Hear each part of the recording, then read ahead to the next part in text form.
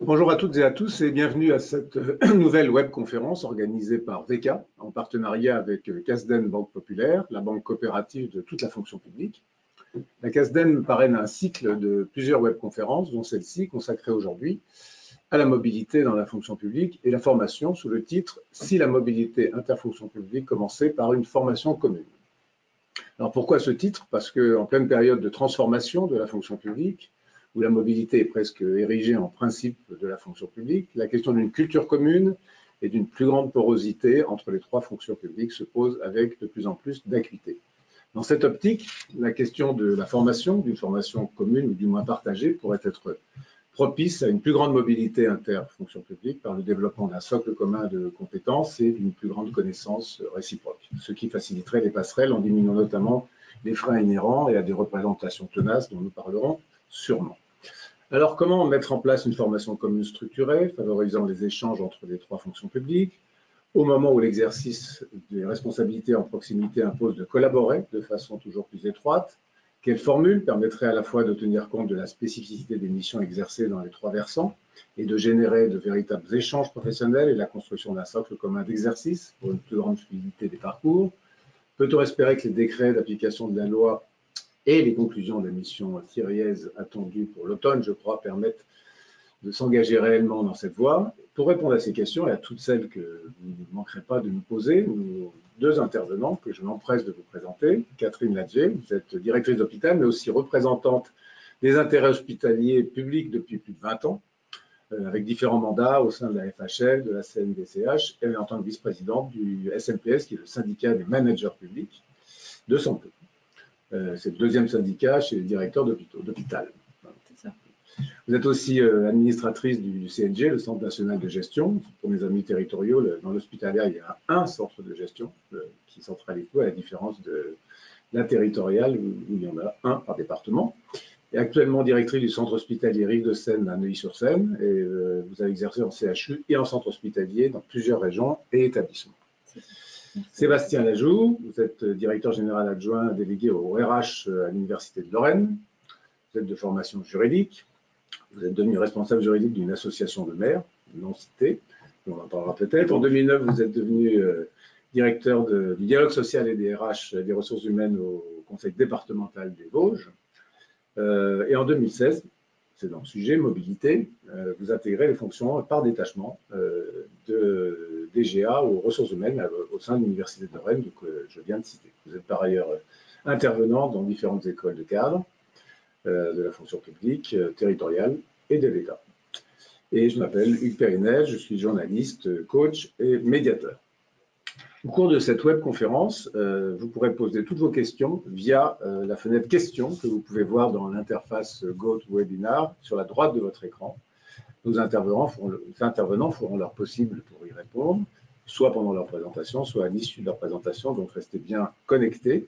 Enfin, nous informons que cette conférence donnera lieu à un enregistrement qui sera mis en ligne et dont le lien vous sera envoyé par mail dans les jours à venir. Mais il est temps de vous passer la parole, en commençant peut-être par vous, Sébastien Lajoux. Dans un premier temps, vous avez souhaité remettre la question qui nous est posée dans un contexte et une réalité, ce que vous appelez un contexte idéologique et historique. Tout à fait, tout à fait. Je vous remercie déjà, cher Hugues, pour l'article des éditions VK pour l'invitation. C'est vrai que ce sujet peut paraître de prime abord comme ça assez évident, mais c'est vrai que le remettant en perspective historique, on se rend compte que c'est une préoccupation assez récente. Alors, sans jouer les Alain Decaux, les Frédéric Mitterrand de l'histoire de la fonction publique, il me paraissait intéressant de reposer un peu les raisons de cette frilosité de la mobilité interfonction publique. Et on peut voir vraiment que cet ancrage idéologique quasi révolutionnaire est largement impactant à ce niveau-là. La fonction publique sert de service public et nous, un peu les agents, nous sommes les serviteurs zélés, j'allais dire, d'un intérêt général qui nous transcende et qui nous dépasse un peu. Et ce qui est la résultante, c'est cette idée un peu de système de carrière extrêmement descendant, extrêmement linéaire, où même les termes en eux-mêmes sont révélateurs. Hein. On est admis par concours, puis nommé, et affecté en fonction des besoins. Puis ensuite, les mots du sens, oui. Les mots du sens. Et puis ensuite, on est muté. Voilà, les mutations, c'est vrai que quand on aurait ça au café du commerce, on aurait des repas mondains, ça ferait sourire. Mais voilà, c'est cette logique-là très descendante à ce niveau-là. Les termes sont vraiment très, très révélateurs. On a cette période probatoire aussi. Après, voilà, c'est vraiment, on est dans une logique de carrière. Et bon, voilà, sans non plus faire un peu un petit clin d'œil, mais pour plagier un peu la Marseillaise, je veux dire, on rentre dans la carrière quand nos aînés n'y seront plus. Alors, le texte dit on trouve leur poussière, mais bon, on va dire surtout on trouve la trace de leur vertu. Mais voilà, c'est quand même mieux quand même à ce niveau-là. Mais voilà, on voit bien qu'à ce niveau-là, on a un service public à la française, comme on a tendance à le dire, un intérêt général, un et indivisible, et où le système RH est traditionnellement très rationnel et rectiligne, donc peu propice à la mobilité. Ce que vous dites, peut-être qu'on en parlera tout à l'heure, ça nuit un petit peu à l'attractivité quand même de la fonction publique. Je pense que ne serait-ce que le verbiage, voilà, le verbiage. Le verbiage déjà, voilà, est assez, voilà, peut être assez repoussant. Mais on reviendra peut-être sur ça. Ouais. Et après, il ne faut pas oublier aussi que arithmétiquement, on a tout un pan et une grande majorité, on peut dire en termes de millions de fonctionnaires, qui sont pas ou peu concernés par la mobilité, à savoir les missions régaliennes, hein, les enseignants, les policiers, les militaires, les magistrats. Voilà. Alors, ça ne veut pas dire qu'il n'y a pas de mobilité, parce qu'il y a des reconversions, des reclassements individuels. Il peut y avoir, voilà, nos amis militaires, des restructurations de services, hein, on est pas placé à ce niveau-là. Mais c'est vrai que c'est structurellement, traditionnellement, pas des fonctions publiques ou des pans de la fonction publique très concernés. Et enfin, je pense que c'est un point important aussi, la fonction publique territoriale et la fonction hospitalière sont des fonctions publiques récentes. Hein, ont été considérées comme l'autre représentant, comme des mineurs non émancipés, comme je le mets, de la fonction publique d'État, ce qui donne aussi une image, voilà, on est récent, donc la mobilité interfonction publique l'est également à ce niveau-là. Il est vrai que ce que vous dites sur la mobilité, qui est finalement pas si importante, souvent on a cette image un peu trompeuse pour des personnes qui sont extérieures à la fonction publique, qui est liée au nombre d'offres d'emploi que l'on peut voir notamment pour la territoriale dans certaines revues. Alors que ces offres d'emploi représentent finalement une toute petite partie de l'univers public. C'est vrai qu'il y a un côté trompe-l'œil, hein, voilà, qui joue un peu. Et de ce d'autant plus que quand on regarde bien l'ensemble des vecteurs, je veux dire l'arsenal statutaire ou juridique, il est présent. Il y a plusieurs facteurs facilitateurs. Vous avez cité la loi de transformation de la fonction publique. On a aussi la loi de 2009 sur la mobilité, où on a tout l'arsenal juridique et statutaire pour permettre une mobilité interfonction publique. On parle de détachement, intégration directe, mise à disposition, et même voilà, pour nos collègues contractuels, rupture conventionnelle. Enfin, on est sur des choses qui donnent maintenant des outils qui permettraient en fait de maximiser un peu cette mobilité interfonction publique. Pourtant, vous semblez dire qu'il y a un paradoxe. C'est-à-dire qu'il y a en fait ces moyens finalement assez importants, il y a des freins culturels profonds. Les freins culturels, d'autant plus que le paradoxe, il est encore plus, c'est que l'injonction un peu ministérielle au sens large, de différents ministères, est de dire mobilité, fonction publique, interfonction publique, passerelle, et que dans les faits, statistiquement, on se rend compte que, voilà, je suis peut-être un contre-exemple, mais que les exemples sont peut-être en progression, mais sont encore limités. Et en plus, autre élément qui devrait porter, c'est que quand on regarde de plus près, les valeurs qu'on porte des services publics nationaux, hospitaliers ou territoriaux sont grosso modo les mêmes. Hein. Les chartes des valeurs communes sont approchantes au plus ou moins. Et également, les compétences et les métiers, pour la plupart d'entre nous, sont extrêmement proches. Je veux dire, voilà, on y reviendra certainement là-dessus, mais c'est un des points forts. Et on se rend compte qu'à ce niveau-là, de toutes ces choses qui devraient être des facteurs facilitateurs, ne produisent pas encore les effets escomptés. Vous parlez de freins culturels, mais aussi organisationnels. Qu'est-ce que vous voulez dire par là? Ça, les organisationnels, on est plus sur cette logique-là de fonction publique. C'est-à-dire qu'on c'est toujours sur les côtés linéaritaires très descendants. C'est-à-dire qu'on a un système de formation, on va y revenir, un système de mutation, de promotion qui nous met un peu dans un silo. C'est-à-dire qu'on est fonction publique d'État, on est ministère, on finit dans le même ministère avec des avancées, etc. On est fonction publique territoriale. Après, et on continue un peu à avancer selon les règles, etc. à ce niveau-là. Il faudrait peut-être changer de paradigme, voilà, un peu bousculer les lignes pour essayer peut-être de créer quelque chose qui soit un peu plus mouvant, qui crée des passerelles en fait, et au final. Alors c'est pas évident, hein. C'est pas évident à ce niveau-là. Hein. Alors je me permets de vous interrompre, parce qu'on pose une question à nos internautes. C'est une question très ouverte. Hein. Avez-vous déjà vécu une mobilité, soit entre deux collectivités, soit entre deux fonctions publiques? 3, au cas où. Et vous répondez par oui ou par non à l'une des deux réponses, et puis nous analyserons le résultat dans quelques instants. Alors, moi je propose qu'on continue parce que pour rentrer là, un peu plus directement dans la formation et la mobilité, vous évoquez un levier à double détente. Ah oui, oui, c'est le pistolet à double détente, Voilà. mais voilà, après, c'est un peu les balles sont peut-être à blanc, hein, c'est un peu ça que je veux dire. C'est-à-dire que je pense que le développement de la formation commune est fatalement un des leviers à actionner. Mais il faut bien être clair sur une chose, c'est que la mobilité ne se décrète pas. Elle ne se décrète pas. C'est le rôle de l'ensemble des acteurs publics de créer les conditions favorables à son développement, mais ça reste par essence une démarche individuelle. Donc à ce niveau-là, c'est sûr qu'une approche commune ou à minima partagée, comme je dis, de la formation ne pourrait pas faire de mal pour promouvoir cette mobilité interfonction publique. D'autant plus, comme je l'ai dit déjà, sur l'aspect compétences, voilà, il y a un caractère très transposable de l'ensemble des compétences, voire une linéarité dans les métiers pour le coup, et en même temps aussi sur l'autre vocation de la formation qui est, j'allais dire, l'échange de pratiques entre pairs, voilà, etc. Là aussi, on aurait tout à gagner à se réunir entre détenteurs de même compétence, de même métier, pour essayer d'avancer à ce niveau-là. Donc voilà, théoriquement, tout est fait pour le faire. Alors, qu'est-ce qui bloque? Et notamment, on pourrait avoir une idée peut-être une fois, ce que je dis, c'est peut-être une fois aussi, ne serait-ce que sur des référentiels, d'avoir un référentiel unique de compétences de la fonction publique, de métiers de la fonction publique. On a une kyrielle de référentiels, chaque ministère a son référentiel, chaque collectivité là, et celui du CNFPT, l'hospitalière, c'est pareil. Voilà, peut-être travailler là-dessus, ça donnerait de lisibilité, ça mettrait en lumière peut-être les passerelles, et voilà, ça permettrait, mais ça ne reste qu'un référentiel, ça ne reste que quelque chose de descendant.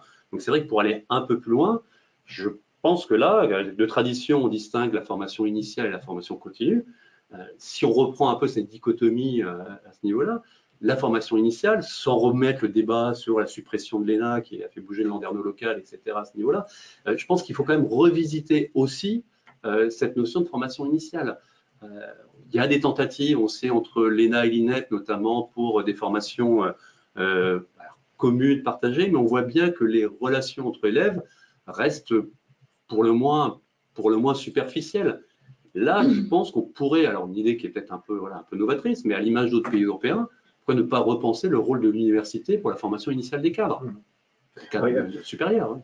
Il y a deux questions qui arrivent sur vos propos. La première, elle concerne la diversité des métiers, qui est pas directement sur vos propos, mais qui va dire un petit peu la même chose. La personne demande est-ce que le catalogue complexe des métiers de la fonction publique n'est-il pas un frein à l'attractivité de la fonction publique? Alors, on parle encore d'attractivité, mais là, on parlait de formation. Mais est-ce que globalement, effectivement, il n'y a pas un véritable problème de multiplication des métiers et de problème de visibilité? Je crois qu'au contraire, ce travail-là permettrait de montrer l'unicité des métiers, enfin les zones de convergence entre les métiers. C'est sûr que si on rentre dans une liste à la Prévert de métiers avec les intitulés qu'on a les uns les autres, qui des fois sont approchants, je pense qu'il faudrait arriver au contraire à une sémantique commune, peut-être à un lexique commun. Oui, de ce point de vue-là, je rejoins Sébastien Lajoux.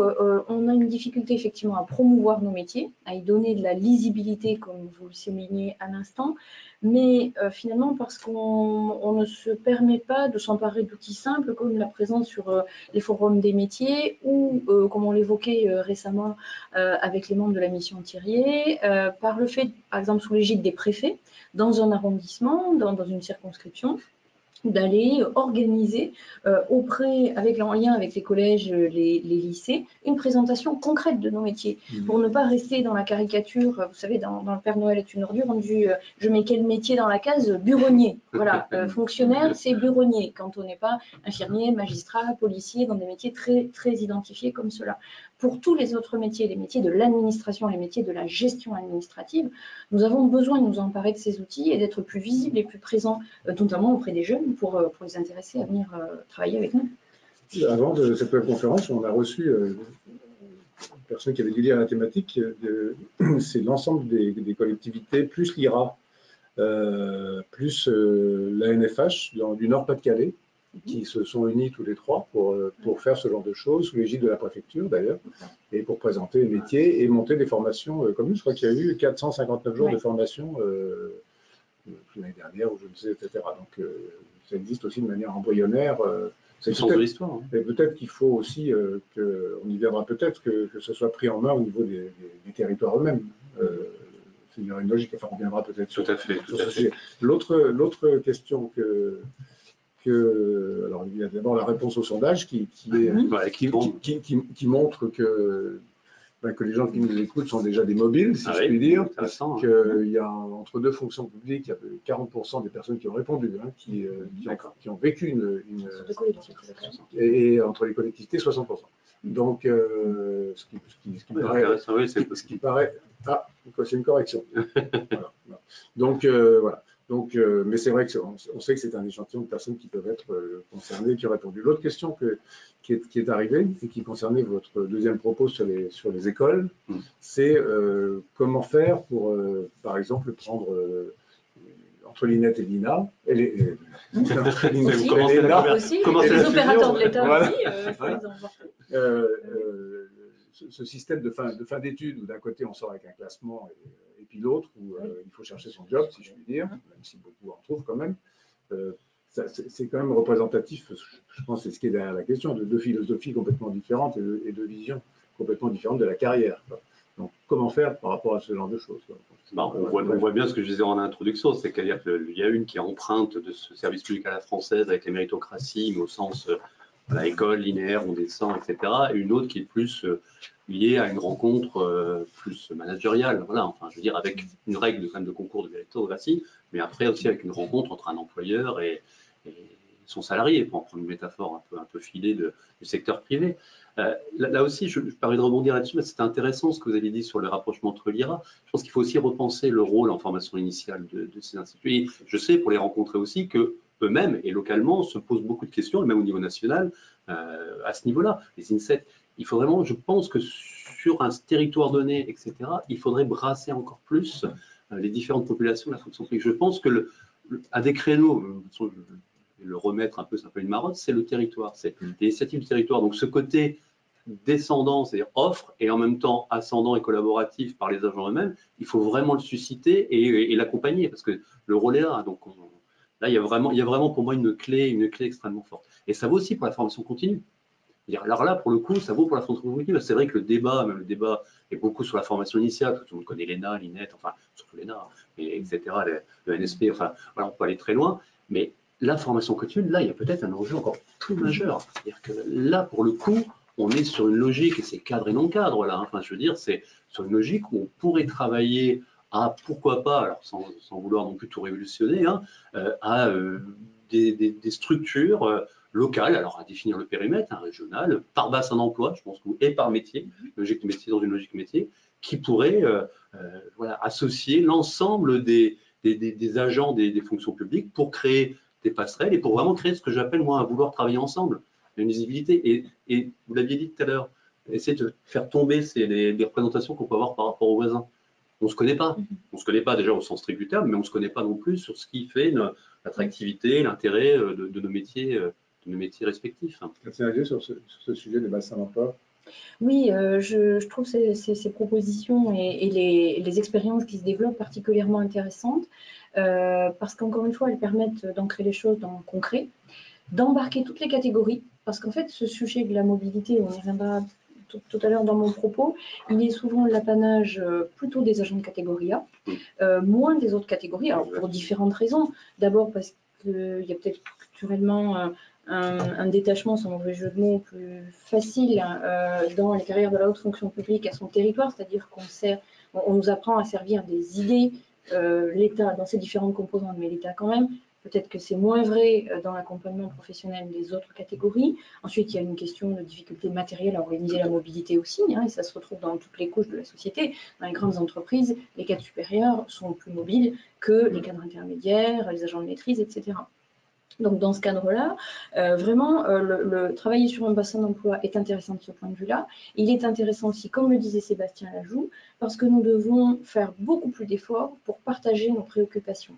Je le disais en préparation de cette émission, au moment de la vague d'attentats de 2015, même si j'ai d'excellentes relations avec la commune dans laquelle je travaille, il a fallu que j'impose l'idée que finalement notre association aux conférences techniques, aux points techniques qui se faisaient avec les services de police, avec le procureur, etc., devait nous associer. Voilà, parce que ce n'était pas évident pour une ville, et pourtant, encore une fois, le maire est président d'un conseil de surveillance, donc il y a un lien permanent, mais ce n'était pas évident de comprendre que l'hôpital avait sa place aussi dans un dispositif de sécurité dans une ville, en dehors de l'exercice de sa propre mission, qui était bien entendu et sur laquelle il nous faisait une confiance absolue.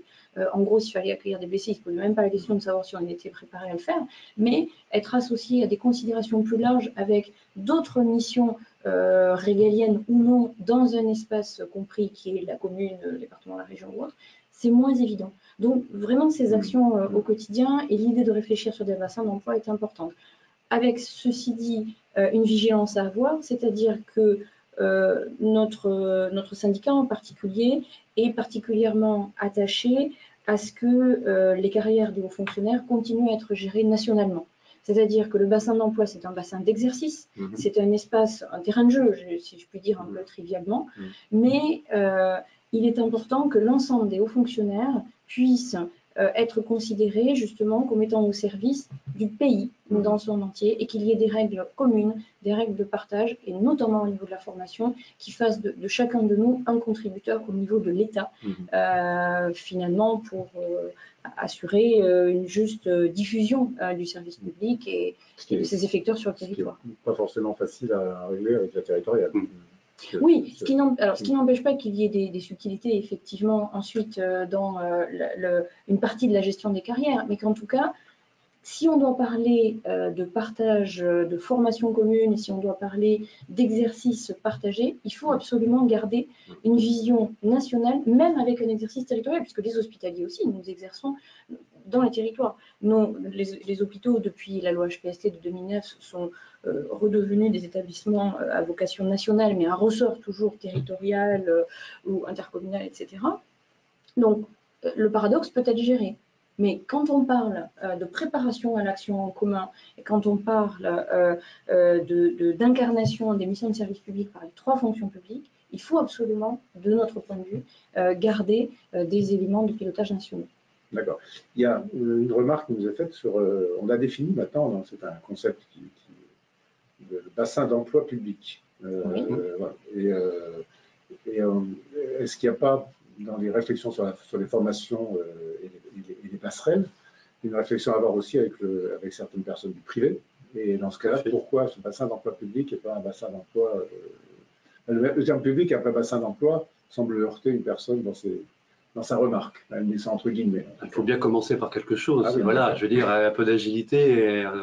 Rome, c'est pas construit en un jour à ce niveau-là. Je pense que c'est comme commencer. On parlait de ça. C'est sûr qu'on va pas tout révolutionner d'un seul coup, mais l'idée ne serait de faire preuve d'agilité sur les territoires en allant sur des choses simples, c'est-à-dire par exemple sur des logiques métiers. Je disais, faire des logiques métiers, des parcours professionnels métiers, ou sans casser ce socle qu'on peut avoir au niveau national de valeur. Les métiers valorisables dans toute la fonction publique. Ben voilà, c'est ça, les métiers valorisables dans toute la fonction publique. C'est-à-dire, je pense que le métier, pour prendre le mien, qui est celui que j'exerce actuellement de directeur des ressources humaines, on peut le transposer. Et là, pour le coup, pour rebondir sur la personne qui nous a dit, il y a quand même des différences entre le public et le privé pour le coup, mais il y a des choses complètement transposables. Donc, commençons déjà par avoir des parcours Il y a une initiative très intéressante de l'INSEE, CFPT. J'y ai participé, la mise en place d'un itinéraire de formation de métiers de DRH, de collectivités moyennes ou grandes collectivités. C'est extrêmement intéressant. C'est-à-dire que ça crée un esprit promo, ça crée. Pourquoi dans ce cas, il n'y aurait que des territoriaux et il n'y aurait pas des personnels étatiques, hospitaliers qui pourraient, voilà, en formation continue, ceux qui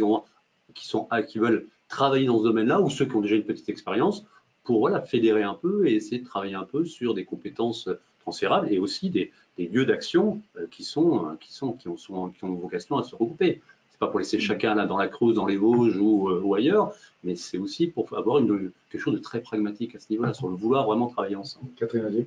Oui, la remarque de notre internaute me fait penser à ce que nous avons vécu au moment de la mise en place des groupements hospitaliers de territoire, donc depuis 2016, où tout de suite le secteur privé hospitalier, très important aussi dans notre pays, s'est manifesté en disant « enfin, vous ne vous rendez pas compte, vous coupez l'offre de soins en deux, c'est n'importe quoi, etc. » Comme le dit Sébastien, effectivement, il faut commencer par agrégat et par partager des objectifs communs. Là, l'idée serait vraiment non pas d'ostraciser toute une partie de la dynamique d'un bassin de vie, mais au contraire de faire phosphorer ensemble et de faire partager des expériences entre les professionnels d'un même secteur, formés sur des mêmes modèle de carrière, et ensuite pouvoir faire avancer de manière efficiente, plus disponible pour les usagers, l'action publique, et de la mettre au service de tous.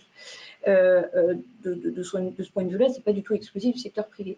J'ajoute que vous avez cité la loi de transformation de la fonction publique, qui comporte une adaptation du dispositif de disponibilité pour les fonctionnaires. Alors, on n'a pas encore les décrets d'application, ça va mettre un petit peu de temps, mais ce dispositif, vous le savez, jusqu'ici, pouvait être un petit peu un frein pour les fonctionnaires, puisque quand vous êtes en disponibilité, vous n'avancez plus dans votre carrière, et vous êtes soumis complètement au droit privé, alors que le détachement dans certains établissements privés, et voilà, le détachement, non mais je veux dire, y compris dans les structures privées, parce que vous pouvez être détaché chez nous, ce qu'on appelle les ESPIC, les établissements publics d'intérêt collectif, hein, certaines cliniques, vous pouvez être détaché, non pas en disponibilité. Donc, dans le nouveau dispositif, la disponibilité va être assouplie en faveur des fonctionnaires, et donc c'est un encouragement à la mobilité aussi dans d'autres sphères que la sphère publique au travers de ce dispositif. Alors le temps passe malheureusement très vite. Je vous propose de vous intéresser à votre dernier slide. D'ailleurs, vous avez repris le titre de l'ensemble de vos propos. Alors qu'est-ce que vous voulez dire par insuffisant et déjà dépassé? Insuffisant, on l'a vu, c'est-à-dire qu'on est dans une logique qui est plutôt descendante, qui est plutôt voilà, institutionnelle, qui je pense que voilà, atteint ses limites, même si elle est utile, hein, c'est pas non plus pour jeter le bébé avec l'eau du bain à ce niveau-là. Mais je pense on est dans une société. Cette société, elle est de plus en plus collaborative, elle est de plus en plus, on le voit bien, j'enfonce des portes ouvertes. Je pense qu'il va falloir surfer là-dessus. C'est-à-dire qu'il va falloir s'adapter à ces modes de plus en plus collaboratifs, agiles, pour prendre des mots à la mode. Et ça, c'est pas évident. Comme l'a dit Catherine, à mon avis, il faudra passer par phosphorer, essayer de travailler, on va avoir comme on dit un peu dans le milieu universitaire, des Fab Labs, un peu des choses, voilà, des laboratoires un peu pour essayer d'avoir des choses qui ne sont pas forcément tout de suite, c'est le mal français, applicable à l'ensemble du territoire français. Il faut peut-être commencer par des terrains d'expérimentation.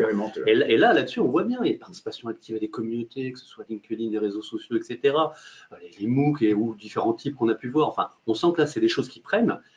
Et voilà, des initiatives locales. Pour donner 2 exemples d'initiatives locales, enfin, un surtout, ça part d'initiatives. On a, nous, en Lorraine, c'est parti du bassin d'emploi de Nancy 1, on s'est rencontrés entre employeurs, alors avec des territoriaux, voilà, et l'université qui est plutôt étatique.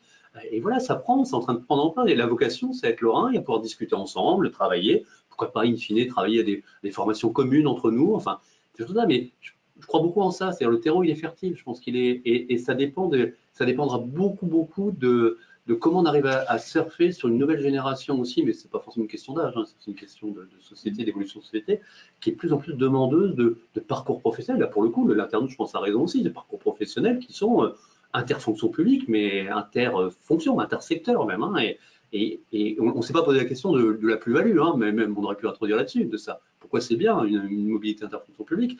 Parce que je pense que ça développe les compétences, ça permet de voir les choses, ça permet du coup de faciliter ces échanges-là et d'avoir, je vais dire, une vision un peu plus large de ce qui est fait l'intérêt général, parce que je crois aussi que le secteur privé participe à sa façon à l'intérêt général. Hein. Parler du numérique, est-ce que ce n'est pas un des domaines où une formation interfonction publique pourrait avoir lieu? Si, il y a les transversaux. Vu les manques et les carences et les problèmes de recrutement dans ces domaines-là. Bien sûr. Notion de métier en tension, enfin, on pourrait aller très loin là-dessus. Je pense que là, il y a vraiment... On est tous orientés, les métiers du numérique, c'est les métiers en tension dans l'ensemble des fonctions publiques. Voilà, c'est clairement. Merci Sébastien Ajou. Je vous en prie. Catherine Adjé, donc vous avez voulu commencer votre propos un petit peu de la même manière, ce qui est normal, hein, en montrant la mobilité sous ses divers aspects. Vous évoquez des freins, des attentes, des craintes. Je vous laisse la parole. Merci de nous accueillir ce matin.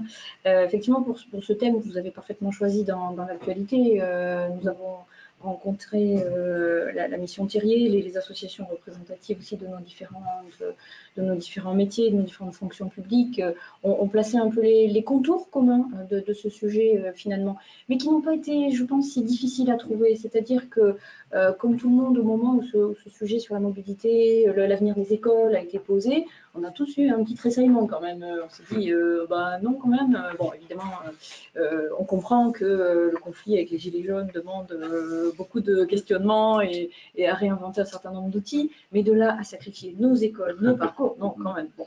Plus sérieusement... Le prix de la grogne. Voilà, non, plus sérieusement,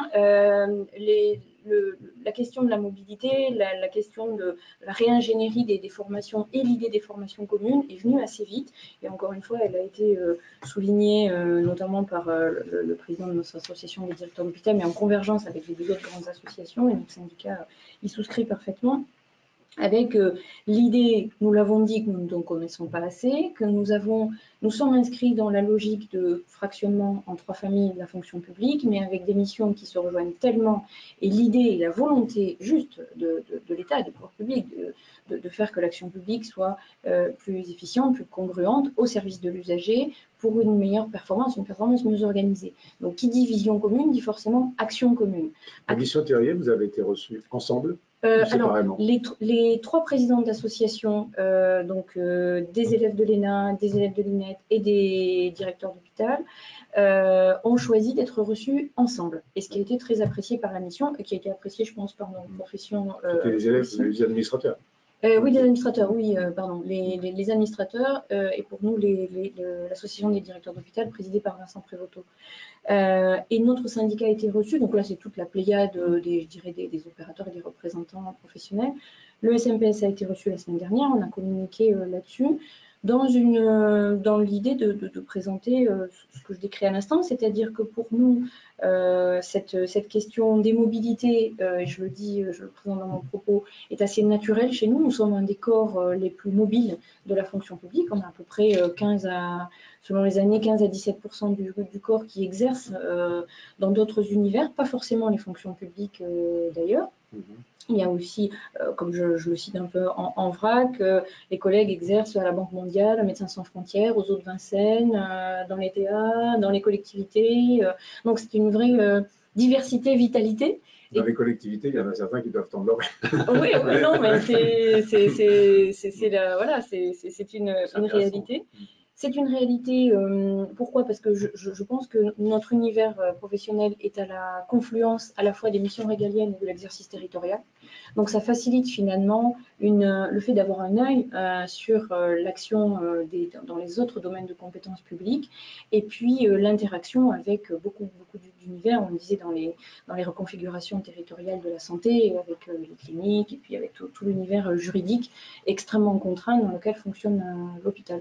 Donc une dynamique assumée, et donc c'est ce qu'on a communiqué à la mission Thierry en disant voilà, pour nous la mobilité et le partage d'une vision commune était presque naturelle et assez importante, qu'elle nécessite quand même à la fois de mieux structurer les outils de la mobilité et à la fois de respecter la diversité des univers. Sébastien a cité tout à l'heure les missions régaliennes, donc on pense tout de suite, donc la magistrature, la police, etc. Mais pour ce qui nous concerne dans le monde de la santé, c'est bien évidemment l'idée que le pilotage d'un établissement de santé, justement puisqu'il est à la confluence de plusieurs raisonnements, de plusieurs modes de fonctionnement, nécessite à la fois une acculturation, comme partout, mais aussi un apprentissage de la relation aux médecins que nous ne sommes pas.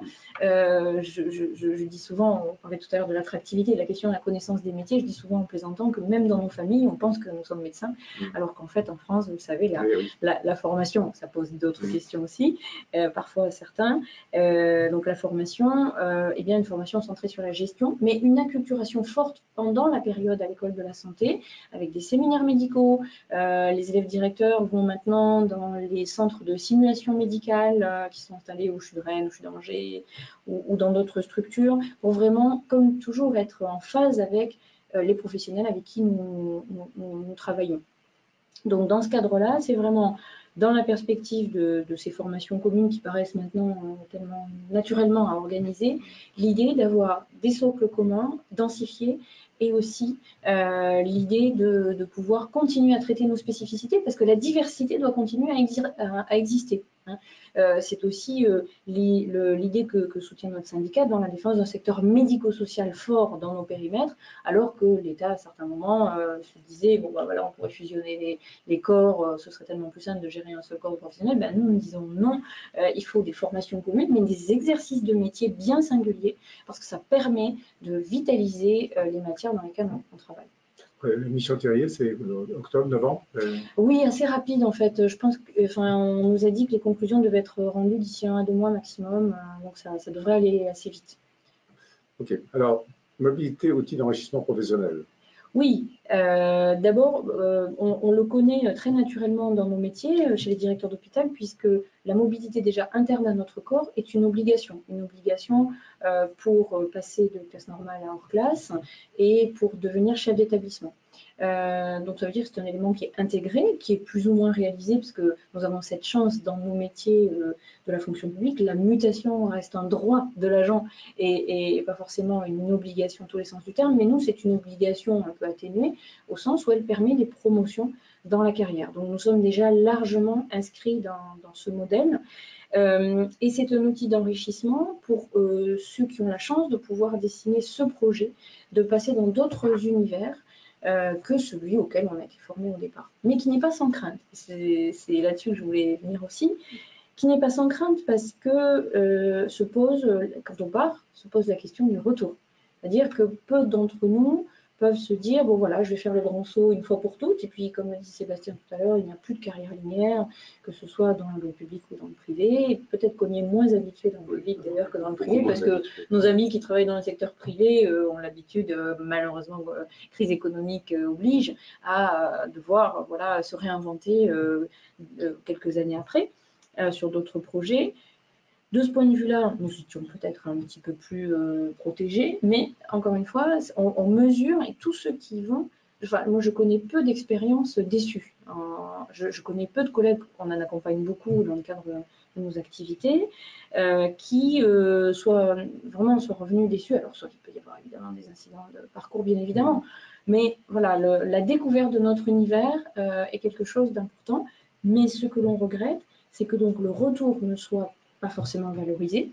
C'est-à-dire que quand on revient pour postuler sur une chefferie hospitalière, bon, on doit décrire à la loupe dans le détail, mais est-ce qu'on était dans un niveau managérial aussi exposé?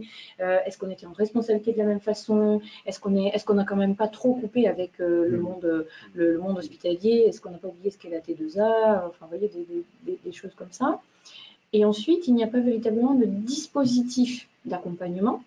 C'est-à-dire que le CNG, donc, qui est notre grande DRH, vous l'avez cité, a structuré beaucoup d'outils de développement professionnel, mais n'est pas encore bien outillé pour en faire, je dirais, un engagement, j'allais dire, de masse, enfin collectif. C'est-à-dire que c'est vraiment, si vous avez votre projet individuel, vous pouvez en parler au CNG ou pas, vous pouvez vous déployer tout seul. Ils peuvent vous donner des conseils pour aller dans cet autre univers, mais ensuite, votre retour, déjà, vous n'en aurez pas forcément. En fin de détachement, il faut vous trouver un poste si vous voulez revenir dans notre secteur. Et puis, vous êtes un petit peu livré à vous-même. Voilà. De même que le dispositif d'accompagnement à la mobilité n'existe pas. Moi, j'ai des amis qui sont dans le recrutement dans le privé qui me disent que pour les grands groupes, c'est une des préoccupations actuellement, de savoir comment, au-delà de la période d'essai qui est toujours évidemment à accomplir, on accompagne une famille dans son projet de mobilité, on lui permet de réfléchir à son ancrage local, à ce qui va faciliter les choses pour les enfants, finalement un peu ce qui se fait pour les expatriés, et qui pourrait, vu l'enjeu que représente la mobilité et le fait d'aller notamment dans des territoires difficiles, dans lesquels on manque de fonctionnaires, où les postes sont vacants, ce dispositif-là n'existe pas. De ce fait, il y a à la fois cette envie de faire, mais parfois des craintes et des collègues qui nous sollicitent en disant « mais tu crois que vraiment il faut que j'y aille, ça va être difficile ». Frein culturel, on revient toujours à ça, c'est-à-dire qu'on le voit bien, et là les mêmes préoccupations sont pour la territoriale d'État, c'est-à-dire que le détachement à la double carrière, elle n'est pas valorisée, au sens strict du terme. C'est-à-dire que quand vous avez une double carrière, et je veux dire dans 95% des cas, dans votre collectivité ou établissement ou ministère d'accueil, vous n'êtes pas valorisé, voire inversement. C'est-à-dire les gens qui sont en plein exercice dans le truc sont plutôt favorisés. On peut l'entendre, hein, ce n'est pas un jugement. Mais c'est vrai que ça, c'est quand même quelque chose qu'il faudrait peut-être... On a valorisé dans certains corps, cadres d'emploi, les administrateurs, les directeurs, etc., les administrateurs au sens large, cette obligation de mobilité. Donc c'est déjà, je veux dire, c'est quand même qu'on y pense, c'est qu'on est obligé pour être promu. Alors c'est incitatif, mais ça pose quand même des questions. Mais en même temps, on n'a pas ce côté-là lorsqu'on on bouge dans une autre fonction publique en détachement, cette garantie d'avoir un déroulement de carrière, à part l'avancement d'échelon, mais non, il a une durée pour tout le monde. L'avancement de grade, par exemple, je connais très peu de personnes qui ont un avancement de grade, et c'est lorsqu'ils étaient en détachement. Et en retour, encore moins. Voilà, il y a vraiment quelque chose à travailler. Alors, sans le rendre obligatoire, ce n'est pas non plus monter une usine à gaz, mais là, il y a une véritable question. Comment est-ce qu'une formation commune pourrait changer quelque chose à ce niveau-là? Moi, je pense que c'est un peu plus large que ça, c'est-à-dire que pour que ça fonctionne, pour qu'il y ait vraiment cette... alors, j'aime pas trop le mot porosité parce que ça fait un peu poreux, voilà, mais en tout cas, perméabilité, passerelle, voilà, que les passerelles fonctionnent vraiment et que ça se fasse de manière fluide. Que ce soit réciproque. Voilà, je pense que c'est déjà d'un point de vue idéologique, quasi philosophique, c'est-à-dire qu'il faut vraiment que l'État soit en paix avec lui-même. Pourquoi? Parce que peut-être plus encore dans les collectivités, mais on se rend compte dans les différentes phases de décentralisation qu'il y a toujours des allers-retours, en fait, des allers-retours entre délégation de compétences et recherche des financements qui ensuite vont brider le niveau de déconcentration ou de décentralisation. Donc, on est toujours dans des entre-deux. Regardez, la réforme des régions a été une belle ambition de maximiser les préoccupations sur des territoires à l'échelle européenne, finalement, mais a eu des freins aussi, par ailleurs, d'un point de vue organisationnel et d'un point de vue des difficultés à faire croiser des logiques entre des territoires qui ne fonctionnaient pas ensemble. Donc, l'élément, il est là-dessus. Et de ce point de vue-là, moi, j'ai un grand regret, c'est que quand Action publique 2022, AP 2022 a été lancée, on imaginait, on en a beaucoup discuté au sein du SNPS, que ce serait une AP 2022 globale pour les trois fonctions publiques. L'État avait certainement raison de se préoccuper de l'organisation de ses services, des missions régaliennes en première intention. Mais finalement, ça aurait pu être une espèce de grand soir in concreto de la décentralisation, mais vu du point de vue de la réalisation, vu du point de vue que c'est des acteurs au quotidien, que sont les fonctionnaires, de pouvoir se lancer ensemble, les trois fonctions publiques, dans des missions communes. Donc en fait, la question de la formation commune, c'est un des rendez-vous qu'il serait nécessaire de susciter, mais qui n'est pas le seul, qui est un outil qui nous paraît, et on le voit dans nos propos, maintenant quasiment évident à construire. Alors, dans des éléments à définir, une partie de maquette commune, des obligations de mobilité réciproque, ou alors dans la maquette, des partages de stages, un peu à l'ENA, il y a une partie sur les missions régaliennes, puis une partie obligatoire sur les services déconcentrés, ou à l'étranger, etc. Voilà ça, je pense qu'on va construire assez vite des maquettes, mais ça renvoie quand même à quelque chose de plus large, une véritable philosophie de l'action de l'État qui doit vraiment embarquer tous ses partenaires, et donc tous ses élèves et tous ses fonctionnaires, dans cette même vision de partage de l'action. Alors, je vous propose qu'on avance, parce que le temps passe. On est dans le sujet, hein, bien entendu. Oui. Alors, on va faire la chose suivante, c'est qu'il y a une question qu'on va poser à nos internautes, qui est une question simple, puisque c'est le sujet. Pensez-vous qu'un tronc commun de formation devrait exister entre les trois fonctions publiques? Oui ou non? Vous nous répondez, et on analysera vos réponses.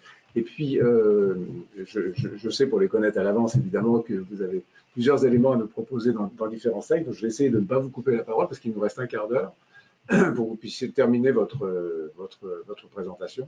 Et puis, s'il y a quelques questions à la fin, je vous les poserai. Ou je vous les poserai à tous les deux, bien entendu.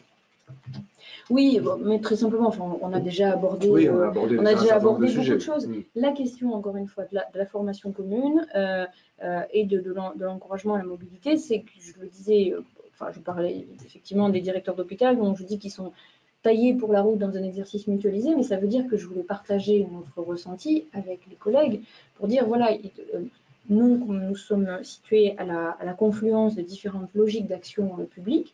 C'est cette confluence qu'il faut explorer et exporter dans la construction de maquettes communes. C'est vraiment l'idée du partage de situation. Je peux citer un exemple qui est en 2010, quand nous avons été appelés à travailler sur la réforme de la représentativité syndicale. En fait, il y avait une espèce de découverte, là aussi, d'un certain nombre de conseillers techniques et de cabinets sur la pulvérulence syndicale un peu dans l'univers hospitalier. Voilà, mais c'est très flaubertien, donc c'est intéressant, ça nous élève un petit peu. On va prendre la hauteur. Voilà. Donc c'était l'idée de dire que la représentation syndicale était émiettée, que c'était un problème pour l'État, et donc on est arrivé à ce qu'on sait sur la concentration des éléments. Mais en même temps, à cette occasion, ils découvraient la maturité quelque part du monde hospitalier qui effectivement fait face à de nombreuses grèves, de nombreux conflits parce que l'exercice à l'hôpital est difficile, mais qui en même temps sait faire fonctionner un CHSCT alors que l'État, dans certaines parties de son action, n'y était pas encore, etc., etc. Donc l'idée, c'est vraiment de se dire que pour réussir l'approche commune et l'approche métier commune, il faut arriver à se nourrir par des partages de ce qui marche le mieux dans nos univers et ensuite décliner soit en outil de gestion de carrière, comme on l'a dit, on ne va pas y revenir, les éléments qui vont permettre d'accompagner cette mobilité, et en même temps qu'elle se traduise par une mobilisation de compétences ou de financement commun en local. Alors, et il faut se rencontrer. Et il faut se rencontrer. Il faut se rencontrer, je pense que c'est problématiquement compliqué. Il y a quelques internautes qui, gentiment, nous reprochent d'oublier un petit peu les oubliés en général, vous les avez cités tout à l'heure, qui est l'encadrement intermédiaire. Alors, je les ai cités, effectivement, oui, pour dire que... Mais non, mais c'est pour dire que c'est une préoccupation, c'est-à-dire que et ça rejoignait... C'est le cœur, pour moi. C'est l'idée qu'a exposée Sébastien sur le bassin d'emploi qui nous faisait penser, c'est-à-dire que, effectivement, la formation commune, elle a besoin aussi d'être alignée sur l'encadrement intermédiaire, et ce d'autant que, pour parler technique, les 3 catégories d'attachés ne sont pas tout à fait... D'abord, statutairement, les attachés d'administration hospitalière sont les derniers à avoir pu bénéficier de la mise en place du 3e grade. J'en parle au passé, je ne devrais pas, puisqu'on n'y est pas encore tout à fait, on est dans les derniers réglages.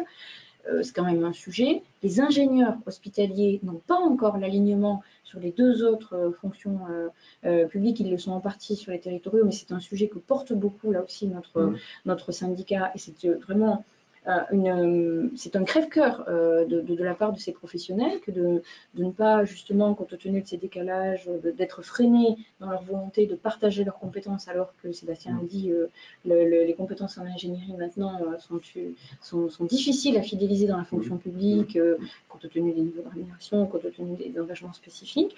Donc oui, l'encadrement intermédiaire doit parfaitement être associé à ce débat sur la mutualisation des compétences. Le débat national, le débat présidentiel a porté sur les écoles et sur les écoles de la haute fonction publique, parce que finalement, c'est souvent par là qu'il faut commencer, parce qu'après on a une impulsion. Mais pour nous qui sommes sur le terrain, c'est une évidence aussi que la catégorie B, C, il faut vraiment embarquer nos cadres et puis l'ensemble des agents dans ce cadre-là. Surtout que l'encadrement intermédiaire concerne les catégories C et B. Et là, il y a des véritables enjeux. Les agents de maîtrise, les chefs d'équipe en catégorie C, en B, on trouve des métiers d'encadrement intermédiaire. Et puis globalement, même les non-cadres. Je rebondis, le grand débat national qu'il devrait y avoir, il devrait être public. C'est-à-dire qu'on devrait, et on voit bien dans la société, arrêtons.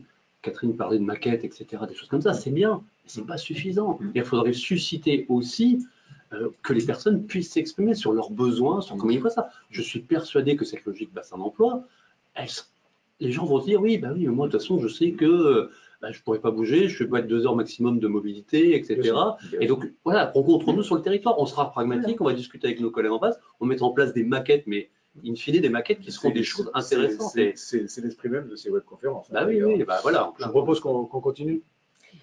Oui, les éléments qui me paraissaient essentiels à souligner, c'était, on l'a dit, l'interaction dans les métiers, et puis le partage de compétences, et aussi une réflexion sur les niveaux de mutualisation le plus en amont possible. Alors, ça veut dire que ça nécessiterait de revenir peut-être sur l'organisation législative. Finalement, pourquoi 3 fonctions publiques? Parce qu'en fait, c'était la nécessité de reconnaître le fait décentralisateur et le volume des dépenses d'assurance maladie dédiées dans le cadre de l'action publique, de son volet public. Mais on se rend compte, ne serait-ce que dans une décision d'avoir mis en place aussi une direction générale de la fonction publique, qu'il faut forcément un pilotage. La PPCR en plus. Voilà, voilà. Moi, encore une fois, on a dit beaucoup de choses et je crois qu'on n'aura pas oublié trop d'éléments. Si simplement dire que parmi les outils récents qui ont pu être mis à disposition de la mobilité, de l'idée que les passerelles sont importantes, Place de l'emploi public, qui est le site internet voilà, d'inscription des offres normalement de l'ensemble du secteur public, reste de mon point de vue un outil perfectible, pas toujours lisible, pas exhaustif pas connu, non plus, voilà. pas connu. Donc ce qui nécessite, je pense, une réflexion avec l'ensemble des opérateurs d'État et des 3 fonctions publiques, vraiment une vraie réflexion sur les outils, parce qu'encore une fois, la formation, la carrière, c'est un souci individuel, mais si on ne se sent pas accompagné par des dispositifs collectifs, on ne se lance pas. Bon, ça peut être un frein supplémentaire et c'est dommage que les talents ne puissent pas circuler éventuellement pour ces questions-là. Il y a bien d'autres sujets personnels ou des freins ou des absences d'envie ou autres, mais on est quand même face à ces défis-là. Donc, si je peux résumer mon propos, c'est l'idée de dire qu'il faut reprendre les choses d'abord, oui, au plus haut sommet, c'est-à-dire vraiment avoir une espèce des assises de l'interfonction publique. Enfin, voilà. Grand débat national public, voilà. Pourquoi pas, mais en tout cas, Non, l'idée que l'ensemble des hauts fonctionnaires, je le redis, AP 2022, ou ce qu'on veut, enfin, tous les éléments de réingénierie de l'action publique doivent associer tous les fonctionnaires. Voilà, tous les fonctionnaires doivent être embarqués dans l'idée de soutien à l'action publique à laquelle ils contribuent, dans le sens affiché par les pouvoirs publics d'une amélioration de l'efficience au bénéfice de l'usager. C'est pas pour se regarder le nombril, c'est pas pour simplement faire de la qualité de la vie au travail, qui est aussi notre préoccupation, et en tant que manager, bien évidemment, pour les agents que nous encadrons. Et que dans ce cadre-là, du point de vue, du point de vue des managers de santé, enfin moi à titre personnel et puis dans le collectif auquel j'appartiens, nous sommes vraiment prêts à travailler sur ces questions de manière ouverte. Nous avons senti aussi de la considération sur les éléments de spécificité que je pouvais citer tout à l'heure, mais qui sont simplement des ajustements au débat. Ce ne sont pas on n'a pas dressé les ergots pour dire pas touche au portail de l'école de Rennes, comme on dit. Mais dans ce cadre-là, nous sommes vraiment prêts, nous avons envie de ce grand rendez-vous entre fonctionnaires des 3 horizons, pour qu'un jour on refasse vraiment, pour paraphraser Sébastien, cette République une et indivisible qui a toujours guidé tous ceux d'entre nous qui ont embrassé ces carrières de la fonction publique. N'oublions pas les corps indemnisaires, les associations, ça part là. Justement, alors moi j'ai deux choses. D'abord, il y a le résultat du sondage. Donc là, c'est qui prouve à quel point il faut vraiment faire quelque chose. Voilà. Pensez-vous qu'un tronc commun, oui, à 90%, oui, devrait exister. Et puis, il y a une petite question un peu insidieuse qui touche, de mon point de vue, plus la territoriale, mais Catherine nous dira peut-être que c'est vrai aussi dans l'hospitalière, c'est l'émiettement des différentes associations professionnelles représentant dans la fonction publique. Il y a déjà deux associations de RH, rien que ça. Plus, j'en passe et des meilleurs, quoi. Et comment, est-ce qu'il n'y a pas un vrai problème qui se pose aussi là? C'est-à-dire qu'il y a un mot qu'on n'a pas prononcé qui est corporatisme, et qui a été évoqué par juste vous faire réagir par rapport à ces sujets-là. Le fait associatif, c'est quand même c'est volontaire. Donc, qu'il y ait plusieurs associations dans des métiers différents, on peut parler des RH, mais c'est un peu partout pareil quand même. Des gestes, c'est un fait, hein, c'est un engagement, etc. Ça émiette et que ça ne facilite pas la discussion, la lisibilité, etc., c'est une évidence aussi. Donc ça, nous, alors, au niveau de l'État et même globalement à l'interfonction publique, parce qu'on parle de la territoriale, mais je pense qu'il faut décloisonner. Moi, je fais partie de l'association des DRH d'enseignement supérieur. Donc Jérôme Pêche, que je salue, il nous regarde, et le président. On souhaite ardemment, et on a commencé à aller voir les autres associations de fonction publique. L'idée, c'est peut-être pas d'avoir une association de la fonction publique commune des DRH, mais en tout cas d'essayer de travailler ensemble. Vraiment, je pense qu'on est là-dessus. C'est-à-dire qu'on a toujours une vision organique en France. C'est-à-dire qu'on doit se dire il faut une seule instance, il faut un seul, etc., etc. Peut-être, mais il faut avant tout que les gens apprennent à travailler de manière transversale. Si on n'arrive pas à faire ça, je veux dire, c'est pareil, il faut être pragmatique. Voilà, il faut vraiment être agile à ce niveau-là. Et c'est pas en ayant des grandes choses qui viennent de. Il y a le rôle de l'État d'inciter, de mettre en place des choses à ce niveau-là, mais c'est notre rôle à tous. On est tous acteurs là-dessus. À tout niveau, nous passe un emploi de I ou ailleurs, ou la Lorraine pour moi, ou même de Nancy. Il faut qu'on puisse être acteurs, susciter les choses. Et je pense que ça aussi, ça marche. Mais qui peut inciter? Nous. Mais au niveau régional. Au niveau bassin d'emploi, par exemple. Bah, là, vous avez cité, de toute façon, il serait bien que les IRA et le CNFPT discutent ensemble. Il serait bien que la NSP. Voilà, Oui, il y a 5 IRA et, oui, et il va y avoir 13 directions régionales. Voilà, le découpage, déjà, vous Mhm. citez quelque chose, c'est l'émiettement, et c'est un émiettement en plus qui n'est pas rationalisé, qui est différent selon, selon l'instance, la fonction publique, etc. Là, il y a une véritable réflexion. Quand on parlait d'instances communes, etc., c'est sûr que si on commence à citer ces éléments chiffrés que vous venez de citer, tout de suite on se dit, il y a un problème indépassable. Ouais, voilà, donc moi je pense qu'il y a vraiment un débat à avoir là-dessus. Mais voilà, sachant aussi que tous, et les personnes qui nous écoutent, etc., on est tous acteurs à ce niveau-là. C'est-à-dire si on va aller voir le voisin aussi discuter, etc., ça part de ça aussi. Et si tout le monde suscite un peu ça, au bout d'un moment, je pense que ça prendra de facto. Hein. C'est pas de l'angélisme, hein, mais non, voilà. C'est un appel à la responsabilité individuelle. Exactement. Oui, dans notre univers, Jean-Marc Novak, qui est notre représentant de la catégorie ingénieur au SNPS, a réussi à fédérer une très grande partie des associations d'ingénieurs en interfonction publique. Alors, il y a effectivement un certain émiettement dans l'hospitalière, il y a des ingénieurs biomédicaux, des ingénieurs qualité, etc. Mais donc, il a fait une sorte de petit corpus un peu spontané dans lequel il a créé un espace d'échange. Ils ont construit une plateforme et ils sont en capacité de porter des idées en commun sur l'exercice de leur métier. Donc, bien sûr, voilà, je cite cet exemple pour montrer que ça part toujours d'une initiative individuelle qui vise ce caractère fédérateur, mais ensuite, ça permet d'avoir des interlocuteurs communs qui, avec le partage d'expérience, ensuite nourrissent des espaces de travail au sein de leur espace professionnel, au sein de la collectivité, de l'hôpital, du service auquel ils appartiennent. Et je pense qu'ensuite, il y aurait matière à actionner, par exemple, des services de création récente, comme la délégation à la transformation de l'action publique, par exemple, qui est très présente. D'ailleurs, déjà, nous, dans le monde hospitalier, elle a créé, il y a eu des rendez-vous en région, enfin, certains établissements travaillent déjà avec elle, mais d'une manière générale, je crois que les outils sont pas loin d'exister, les outils de mutualisation d'expérience sont pas loin d'exister. Et ensuite, c'est vraiment une question de volonté, enfin, de faire correspondre une volonté de réforme de la part des pouvoirs publics qu'on sent bien et à laquelle, encore une fois, on souscrit, et l'idée de s'inspirer de ce qui existe, hein, puisqu'on est toujours à la confluence de ces situations, pour aller vers des actions concrètes au plus près des services qui nous emploient.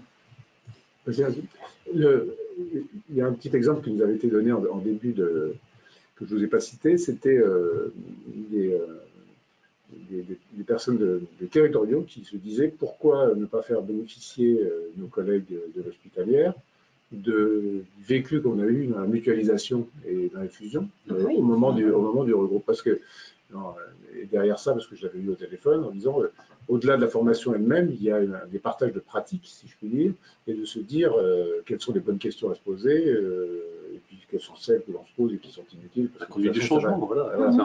Donc, parce que, ou les aspects statutaires. Ou les impacts.